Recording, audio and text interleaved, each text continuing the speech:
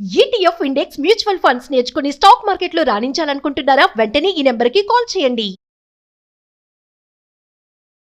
Hello నమస్తే, welcome to Suman TV. ప్రస్తుతం మనతో పాటు motivational speaker and personality development coach Ram మెట్టు గారు ఉన్నారు. వీరితో ఈరోజు కొన్ని విషయాల గురించి మనం డిస్కస్ చేద్దాం.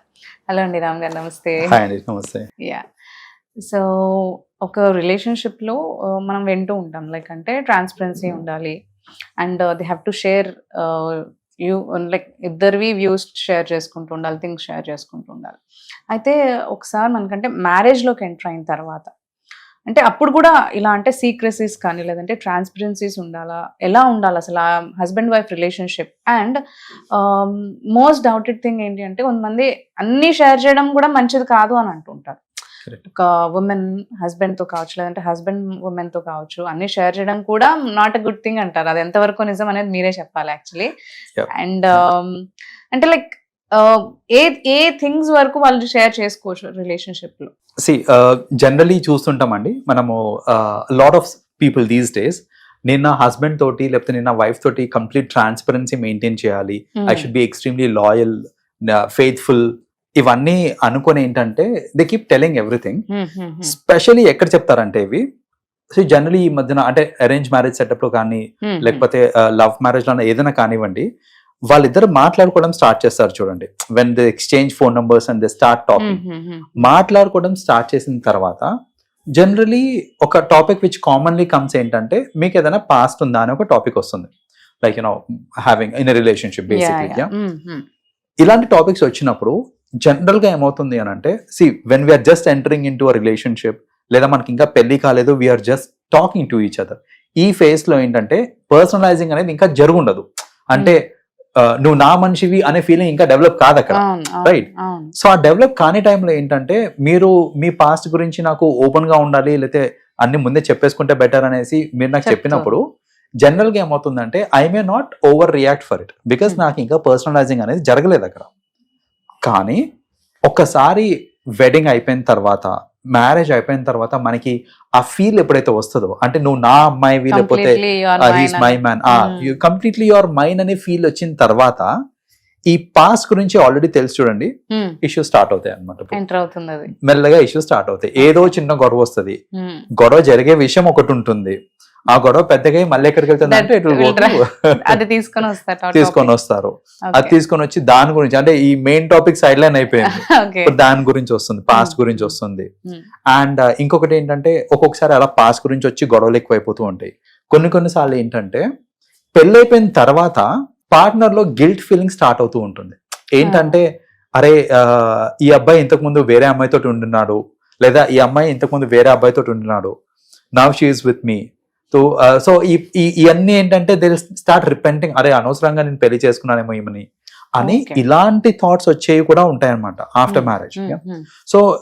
సో బేసిక్ గా ఏంటంటే ఇవన్నీ ఎందుకు వస్తున్నాయి అని అంటే బికాస్ నేను అన్ని చెప్పేసుకున్నాను, ఓపెన్ గా చెప్పేసుకున్నాను, అర్థం చేసుకుంటారేమో అని చెప్పేస్తున్నాను.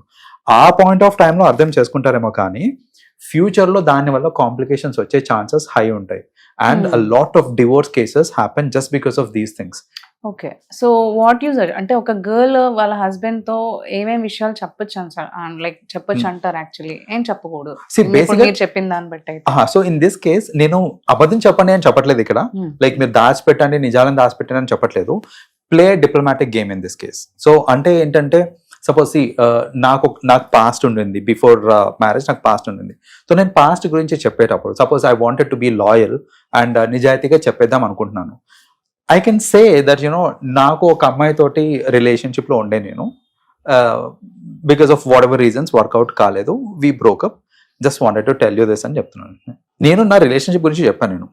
నేను రిలేషన్ లో ఉన్నప్పుడు వాళ్ళతోటి ఫిజికల్ గా ఉన్నానా, ఎన్నిసార్లు we use to be physical, A places కి వెళ్ళి మేము ఏమేమి చేస్తుండే మీకు తెలుసా, నేను ఇక్కడికి వెళ్ళి చేస్తుండే, మేము ఇక్కడికి వెళ్ళి చేస్తుండే, use to have a lot of fun through out the day, use to be together, ఇలాంటివన్నీ ఆ మూమెంట్ లో చెప్తే మీకు ఏమవుతుందంటే ఫ్యూచర్ ఎఫెక్ట్ పడుతుంది.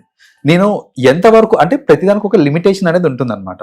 సో నేను పాస్ట్ రిలేషన్ లో ఉన్నాను అని చెప్పినంత వరకు ఓకే, బట్ రిలేషన్ లో ఉండినప్పుడు నేను ఏమేమి చేశాము, ఎక్కడెక్కడ చేసాము, ఇవన్నీ కాదు అక్కడ చెప్పాల్సింది. Even if the partner insists that you know sometimes ఏంటంటే వాళ్ళే అడుగుతారు అనమాట, నువ్వు నీకు పాస్ట్ రిలేషన్ లో ఉండే అన్నావు కదా, సో నువ్వు పాస్ట్ రిలేషన్ లో ఉన్నప్పుడు వర్ యూ ఫిజికల్ అనేసి ఇలాంటి కొన్ని క్వశ్చన్స్ అడుగుతూ ఉంటారు అనమాట. సో అలాంటి కేసులో కూడా పొరపాటున కూడా మీరు స్టార్టింగ్ స్టేజ్ లో నిజాలని చెప్పాల్సిన అవసరం లేదు, because we never know how they take it.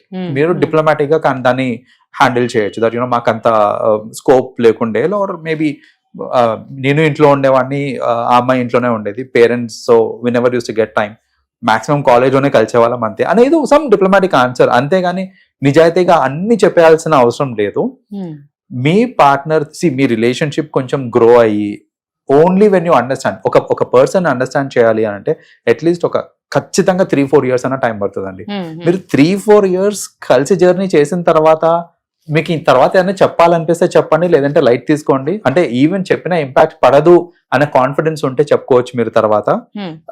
And you can give a justification also. నేను స్టార్టింగ్ లో ఎందుకు చెప్పలేదు అని అంటే because I was not so sure నువ్వు ఎలా తీసుకుంటావో అనేసి తర్వాత చెప్పాలని చెప్పుకోవచ్చు, అప్పుడు అర్థం చేసుకుంటారు. అంతేగాని స్టార్టింగ్ లోనే అన్ని వివరంగా చెప్పాల్సిన అవసరం లేదండి. So this is one thing that you should not tell.